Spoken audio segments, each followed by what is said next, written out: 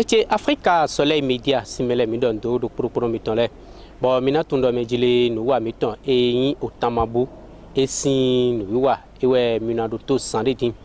Bo tamabo erudi do mejile tan yin o miton le ekosibo gbeto do pro gbe fio edo tan me be donado tan. Ren do pro donado tan. Ayin di wato do gbe fio tan jewe adonado. Ene wezon bo vodno we ya tant les gens doivent choisir foudon si les gens comme foudon doivent choisir ici et ne doivent tant bon mito se ko ohunogan hosu amanyo to si betiton et do akromisrete pataki bogon si o khame mi konton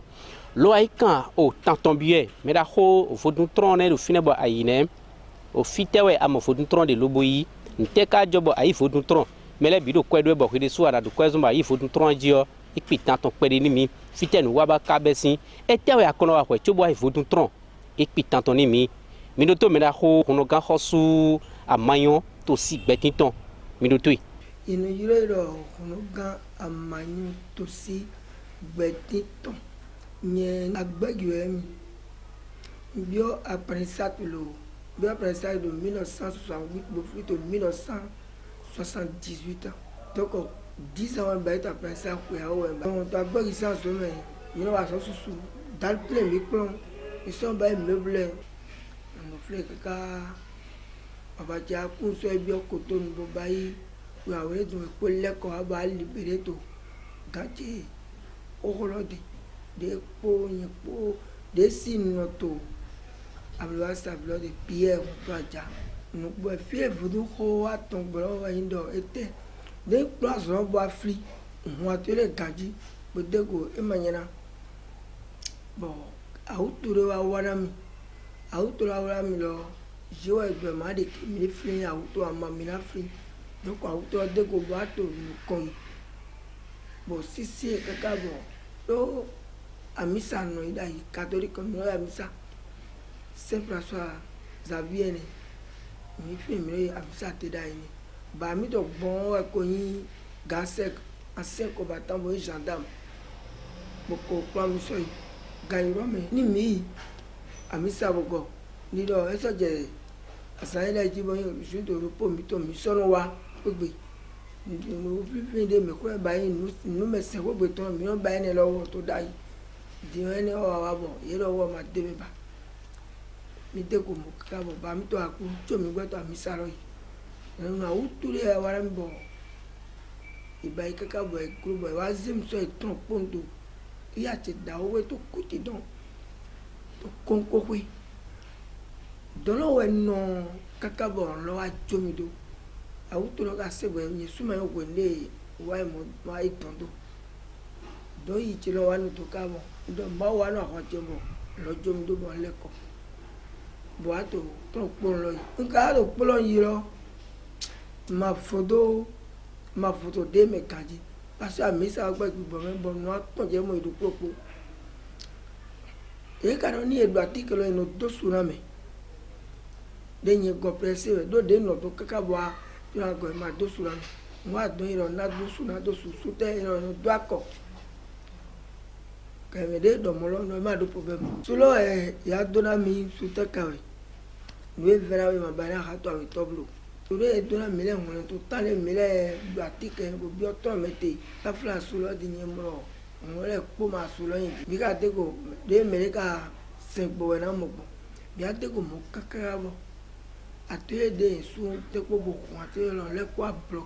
bloqué bi bon wa ba i passeport na ikabo pe gabon na pa so ba to tere ka fli wepo nyedo afune yo Paki Mathias bono no onifa esi no konto do khogbo ile su patron mi to hren to ko ile igabon hren ile wero mawana sisi den ko ndo na to aprensa do ile mina hem so bon ko to zo do kaka bo je go wa no te bon bay passport bi bay si godo lo wa to ku sro bay nga kafa de pepe na savo ndo magai to me no tana gbodo go bon nga ku pasone mayini eglo kara bo ndu aho butisa o bo pe o bo kwa wi wa pe gbo ton pe gbogbo don yi asome to ko gun fi ne mo atere do lo pe kaka bo lo wa gbo pete buti asuse àwọn soso lọ ẹsọ sísìn akakafa tán bò fílẹ pépé ẹnọ lọ wẹgbẹ nánà ní ìmànà wẹgbẹ ọ ń tẹ mẹ wẹgbẹ nánà kọ nánà wẹgbẹ à lọ aglo pété bọ wọn á découragé nyina tẹ déédéé nkànnà bó kúrọfàtò tàdé tó wọ́n mi dá yìí lọ wọ́n ní dènà pọ̀ nyina tẹ pété dra yẹlẹ mi gbọdẹ́ra yìí nọ ìtàn gbọ́dọ̀ pọ̀ mi fa ekele délẹ̀ tí nọ ìtàn tọ́ mi lẹ́yìn ìwọ́ mi tẹ́ ẹ máa dọ́dọ̀ ìwọ́ mi bò báyìí tì ẹ̀ lè máa tí ìdò ga ìrọ́ mi wọ́n á nọ tó kankan ní ìwọ́ mi kò tó sọ àbí sọ mi dùn kọ́ mọ́ àkọ́mọ́sí mọ́ á nọ tán lè wọ́n yẹ kí wọ́n yẹn ń tẹ́lẹ̀ pẹ̀lẹ́ yẹn nù kàfa lọ ó lè dégò wọn ládọ̀ kíkà bọ̀ dégò dẹ́nu sáfọ̀ gbọ̀n mi tó yẹn báyìí kàṣọ́ òun nọ yìí mọ́ kọ́ mi bọ̀ ni dídé lọ àṣìṣe mi gà ìrọ́ mi lọ yesu kɔmɛ gblẽ mi dɔ n'o ye n'o na nɔle na se gã zagbɛtsɛ gbɔ ndrɔ globo ayi yɔrɔ wɛkpɔ ŋutsi na yɔ lɔ mɛ ko le lɔ ntɛ adrɔ de gbɔ ayi gbɛ lɔ bɔn lɔ gbɛtɔ ki kɔntine wo ayi mɔ ayi dze lɛ gbɔdɔ di ɔ gbɛdɔ nume sɛ de wo gbɛ lɛ di ma yɔ ni ka tɔn do kplɔ nɔ mɔ ye nɛnɛ ba yi gbɔ ya dɔ ye o dzodo bɔ dziko kiko ɛmɛ nye tsodo to kura na ye te gba yi dzi ne de ka tó ló pé lọ wọn á dúró mẹkó lẹ sọgbà yìí èdè lọ ní pẹtọ jíjọ tó lọ jẹ iná sí ẹyin náà wọ epo náà wọ donc kàyé lẹmẹ lọ ó tóbi báyìí ó sọtò dìde kúrasé yẹn sùn ní ó tó dìde kúrasé yẹn lọ nàzọ bẹ tẹnọ jẹ yìí náà yìí mẹyìn náà nù èjì activité tselo ó bẹyìn níbo dìde kúrasé yẹn wọ bọ sọ bí àdìmí náà síbi ké ẹ àdìdúró mi tẹ̀ra wọn à lọ pọ déjì jẹjì náà nù ẹ máa gbẹ nù ẹ sẹwọ wọn á dúró ògúrò lọ ndrɔ onye kɔta o drɔ o se tari gbogbo ado mo na nyɛ tse do kafa bo abe gbɛsa tse le kpo bɔ expliquer no egbe tsa de tɔn ko di ndɔ yɛ lɔ maa kplɔ gba ntɔ problème do ta o yɛ lɔ vie problème do mo gɔ do mɛ gan hã vivi wɛ o ma do problème de kpe ya o ma dzi ari o bɛ ka o bɔ dɔɔni kaka sɔ yi do dakɔwɔ sɔrɔ e ma do ko de ni mɔ wɛ lɔ mi ya kafa o ya kafa lɔ. Voilà, vu, on m'a trop si mais si mais à goûter de ton pas. N'y a rien goût si mais ma. Si mais d'être mon soif de n'y a qu'à augmenter un sommet. Toi tu as un don bail, et va mon boiteau, bois mon boiteau. Cuidado pour ma trop si mais. Au trop si mais et ma jongba. Bon, dès que tu as eu retraite en 1969 ou retraite bois couteau 1972 ou couteau. Écoutez moi révolution wa. Dès que tu as le couteau bon. Ido de kubo na yedi si some lo me iro na idro mo kan bi lo na kubo ete jo aku va mo idro bo yede bo do ko na mi bodo eto lo le wa so mi do o poko akoko ba mi do mo nde ji do mo do e lo po e ku wala eto ki ko ja po mo ku ba ji do vi mi to ne ti to vi o me ira savo do gba ira gba ko mi to ko savo de ji ni savo do gba kun lo ji ìdájọ́ sọ yìí ní ìjọ ẹ̀mí àgọ́ mi tọrọ ìdájọ́ gbàgbọ́ àfihàn mi tọrọ kúsọ àgọ́ tó bọ̀ gbàgbọ́ àná tá àfihàn ká àfihàn tó lẹ́kọ̀ọ́ wa bọ̀ àfihàn lẹ́yìn gbàgbọ́ ọmọ ẹ̀ ná kẹ́kẹ́ tán bọ̀ kó tó àdè ìwà ká vítẹ̀ ìdájọ́ ẹ̀rọ yìí ìdájọ́ gbàgbọ́ náà lọ́kọ̀ọ́ mi tó tẹ̀ wọn ìdájọ́ gáyà ká ìwé ní mi lọ dé ẹsẹ̀ mi sábọ̀ ọ̀hún bẹ̀ ẹsẹ̀ gbàgbọ́ tó àyẹ̀ lọ gbàgbọ́ náà bú tó rà mí pàdé ọdún ní ìdè gbàgbọ́ mi làwọn tó yẹ dáàbò mi tó àṣùdá dé wáyé ono dibo irete doro yele no kumi bro popa na de gba ko yin ma yin ro ata egbo nbo ikale yin sanwo ya bo de ko mu ka we po mi ba tan de to we gbogbo ayi ko to mi godo we po aso si ko wa mi do to isuale raconter bon de wa yin le che to ka fara obi pe no ma go ayi we ni te ji jo ma te ji amu ma se ko ne me hula to di do ndo ye so di do ko patron mo itron ho wa mo yi e ma go wa e mo dego donc wa gbo mo urungache bro yi pe ga ko ni na do ete lo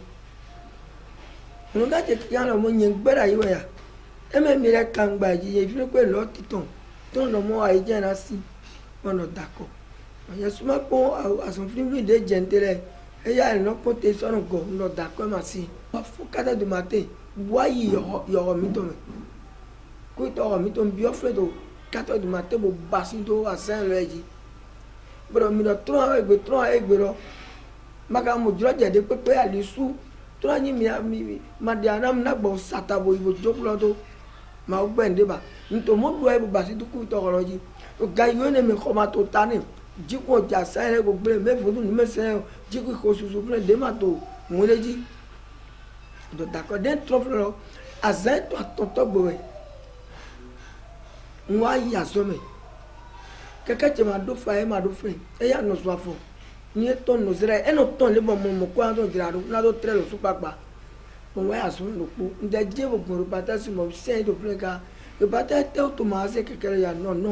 na se ma ga do e no mo ma do ki tre si ko ro keke che ye tre ni e jo mo ma wa se so ni wa gbo fi na ko mo ah ma o te ba ye nye ma ju na do mo da yi wa gbo se keke lo bo ayi èyí ṣe kẹ̀kẹ́ bọ̀ yàsọ́ gbẹgbẹ́ yàsọ́ mi lọ gbẹlọ́gbẹ̀ yàsọ́ tábìlì tábìlì ní tó gàgà dé mi ló bẹ̀rẹ̀ lẹ́sìn mú àìbí mú rẹ̀ ọ̀nà èjì ni yàsọ́ tábìlì èyí kọ́ ẹ̀ tó kún wáyé tá kọ́ ẹ lọ bọ̀ n kẹ́lẹ́ pọ̀ zá kó wà máa mọ̀ kún wá ọ̀tọ́ tọ́nà sí lọ kò gan ẹ̀ gàrà fúyẹ̀ wọ́wé rẹ̀ rẹ̀ yìí bọ̀ yìí tọ́sù lọ kún ọ̀tọ́sù lọ jẹ̀ kún ló sáyé mẹ́rẹ̀ ń jà ọ̀tọ́sù lọ ní ọ̀tọ́sù ọ̀pì ìdẹ́mi bọ̀ ọ̀kùnrin dẹ́yà tó bá tábìlì jà lójì mo porte ta iba lo be malato mi na mi de mo tan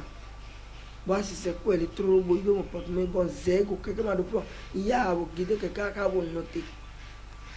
keke na wo se ko wa ire mama za ku wo se porte me lo bo to do ko mi bo keke ko pa danda ko nyu ka ke ka de lo keke ma ka do fo ne ka ku pa da ko ni mi ne ka gbunu ko mi de lo ya ti do lo me to di bo mi na yin yam di blo mi lo go do keke on de ja òun ni lọ Suzuki 80 bó Yamaha sako Yamaha 80 pọ̀jì tó ga ìwé nìmẹ̀ lóyún lọ ní tẹ àpòpọ̀ tata á náà mọ̀tò lọ́mọ ìyá rẹ̀ torí wọ́n á gbọ́ àná mọ̀tò níwà tí ẹ sàlójì bí ọ̀rọ̀ mi nǹkan ọba ẹ̀ tábìlì bó ṣe tẹ́lẹ̀ àti rẹ́dẹ̀jì ọ̀nà tàbí náà kọ́mi lé lọ́dọ̀ ẹ̀ tó ń kó ba ẹ̀ tábìlì ọ̀nà ìyá náà gbọ̀dọ̀ àgájì ní sẹ́ fòtó gán náà kò dẹ́ náà wẹ̀ tẹ́lẹ̀ àgẹ́ kà sí dìde ìjẹ́dẹ̀ tó ń pa àfihàn tẹ́lẹ̀ àgán bó ṣe c'était jeudi mon lote moi c'est tout le va mon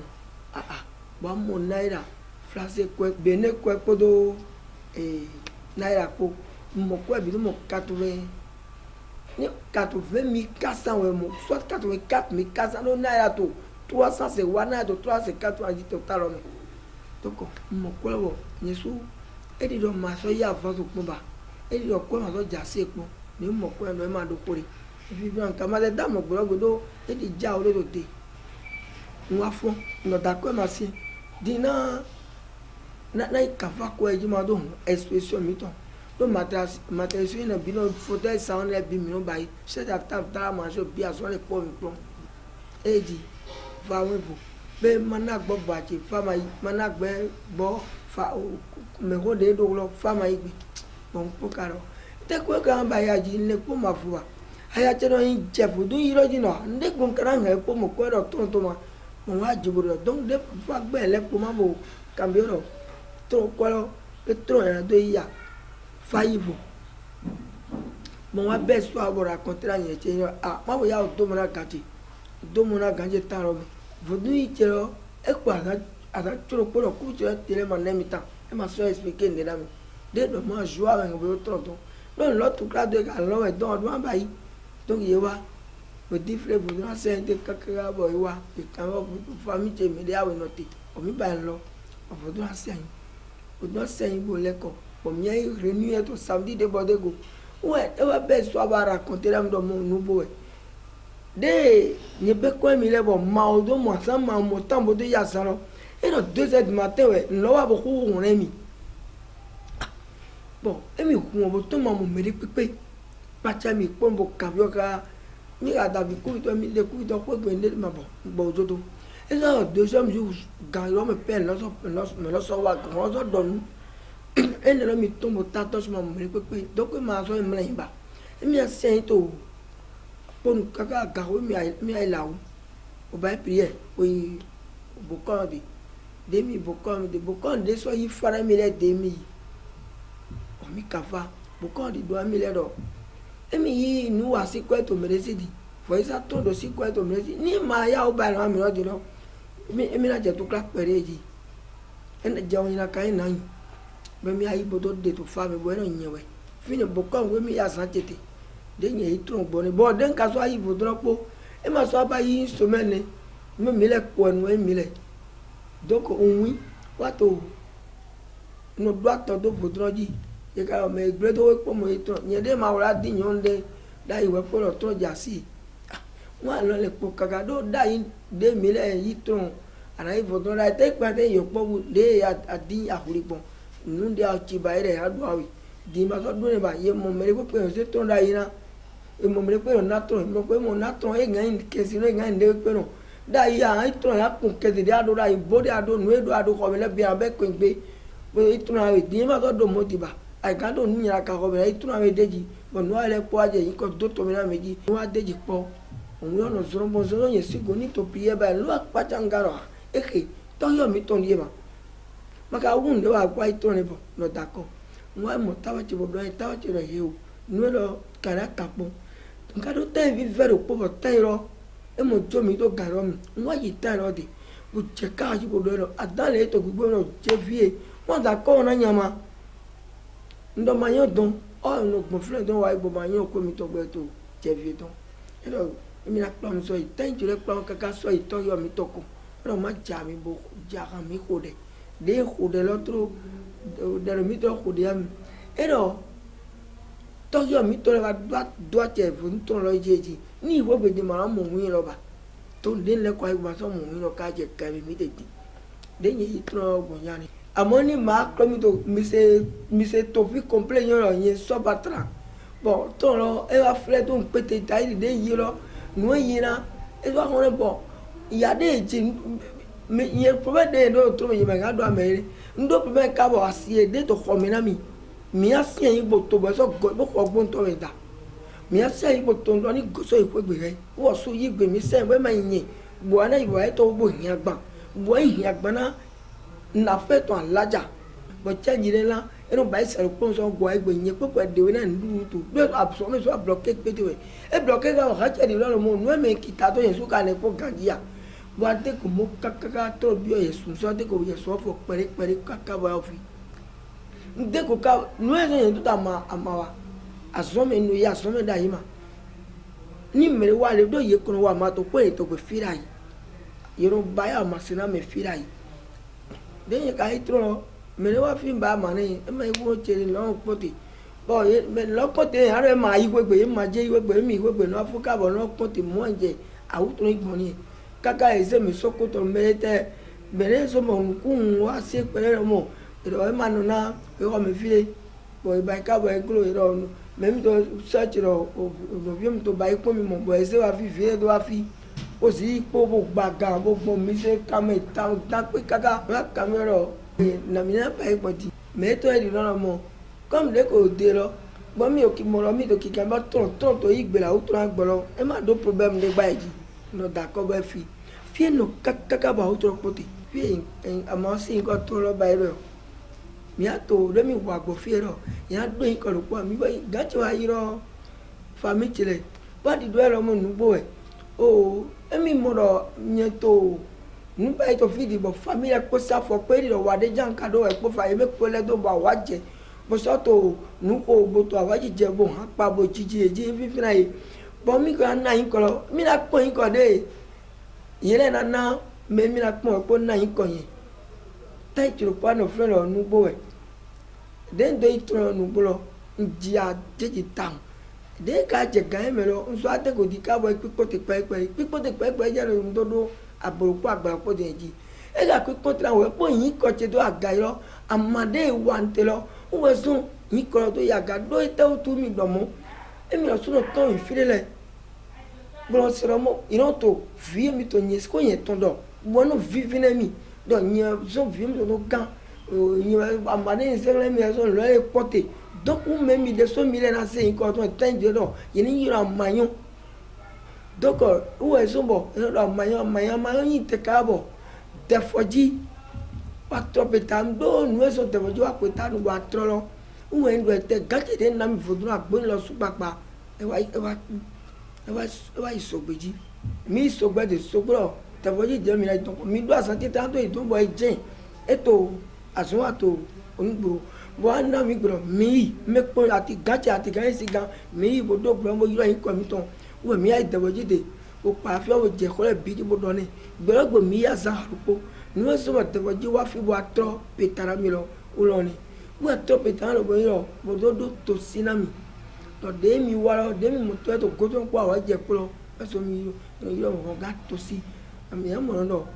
ga amayo to si gbeti ton de lo ba yin hen mi ton me che ku mi ton mi to bo gbeti no yo lo wo to amayo to si gbeti ton ai vodon lo 28 février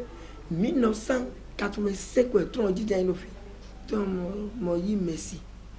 ado Messi do ton ko ha ku de da ku ado vina vitole vide ja ado vi ayo la vide do vina parce que nous na diablo ja hobby ebe e ga hobby yo vitole bi oni pon meni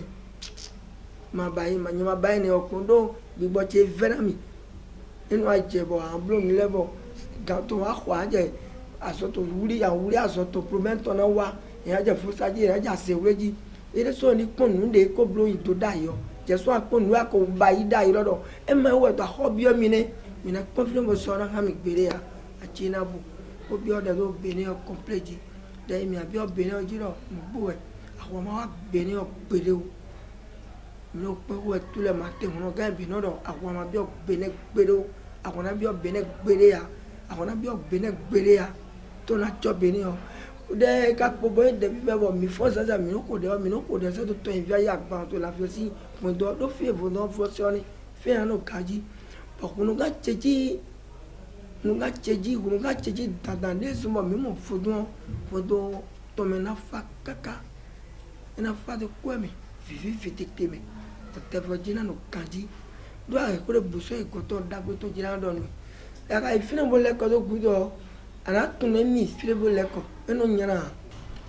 ene mechilemi mina tundo mejile otorukpo edotan o henrukpo edotan gbetorukpo tilio edotan mera ho amayan to si gbetiton esintan mi sine bo mina do mi do mejile nu wa mi ton mi no pejini Africa Soleil Media o we bi o wenu bona idan itan sande din yo me do propose tan mina je seji ena chele mi desu